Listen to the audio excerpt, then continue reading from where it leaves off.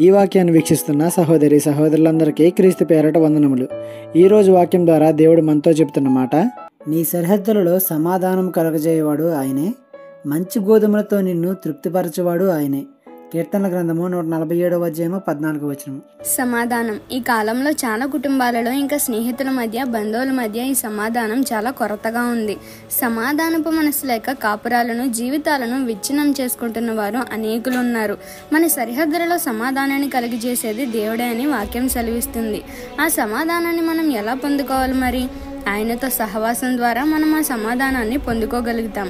ఆయనను స్తుతించట ద్వారా, ఆయన ఇచ్చిన వాక్యాన్ని ధ్యానించి అనుసరించట ద్వారా, యాచనలు, విజ్ఞాపనలు, ప్రార్థనల ద్వారా వివరించుట, సత్యవాక్కును ధైర్యంగా, నీతిగా, సత్యాన్ని మాత్రమే ప్రకటించట ద్వారా, ఇంకా ఆత్మ సంబంధమైన ప్రతి మాట, క్రియ ద్వారా ఆయనతో సహవాసం కలిగి ఉండగలుగుతాం.